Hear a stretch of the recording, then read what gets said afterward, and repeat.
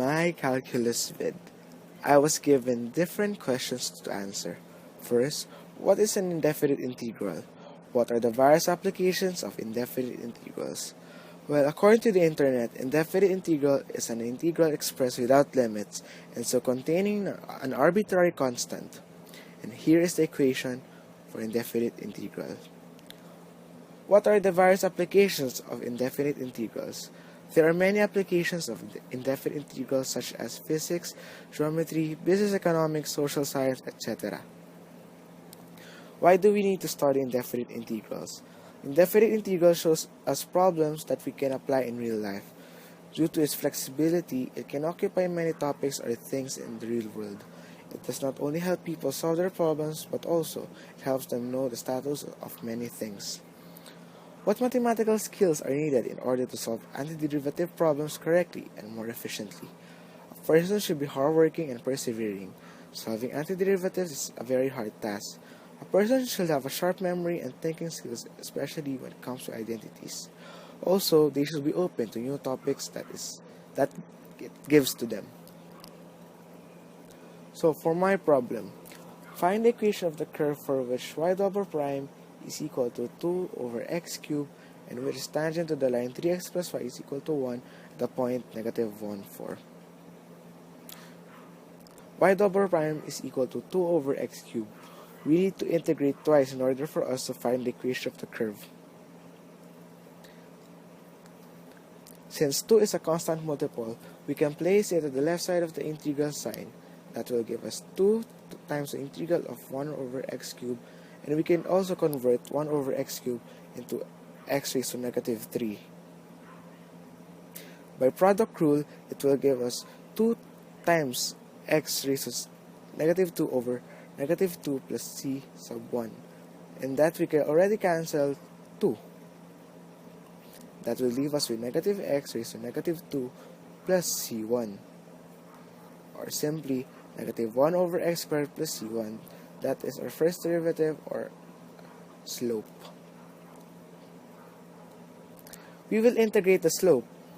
Slope is equal to negative 1 over x squared plus c sub 1. Like what we did earlier, there is a constant multiple that is negative 1 that should be placed outside the integral sign. That will be negative 1 times the integral of x raised to negative 2 plus c sub 1 dx. X raised to negative 2 is the same as 1 over x squared. By product rule, we should add 1 to negative 2 and copy it to the denominator. That will give us negative 1 times x raised to negative 1 over negative 1 plus c sub 1x, which is the antiderivative or integral of c sub 1 plus c sub 2. We should cancel negative 1 and it will leave us with x raised to negative 1 plus c sub 1x plus c sub 2. Or simply 1 over x plus c sub 1x plus c sub 2. That is our y, or the equation of the curve without the values of c sub 1 and c sub 2. In order for us to find the equation of the curve, we must find the values of c sub 1 and c sub 2. For c sub 1, we will use the first derivative or the slope. Y is equal to mx plus b, and we all know that m is the slope. In a given, there is a line that is given 3x plus y is equal to 1. It is y is equal to negative 3x plus 1 in its slope-intercept form. And by that, we can say that negative 3 is the slope. And we will substitute the slope, which is negative 3, to y prime. Y prime is the one we solved earlier, or the slope. Y prime is equal to negative 1 over x squared plus c sub 1. By substituting negative 3 to y prime, it will give us negative 3 is equal to negative 1 over negative 1 squared plus c sub 1. Negative 1 squared came from the given point in the given. Okay. Simplifying it will lead us to negative 3 is equal to 1 plus c sub 1. Transposing 1 to the left side will give negative 4 as our c sub 1. Since we already have our c sub 1, we will now solve for c sub 2. We will use y. Again, y is 1 over x plus c sub 1x plus c sub 2. We will substitute 4 to y and negative 1 to x. That is the given points in our problem. So 4 is equal to 1 over negative 1 plus c sub 1 times negative 1 plus c sub 2. Simplifying it will give you 4 is equal to negative 1 minus c sub 1 plus c sub 2.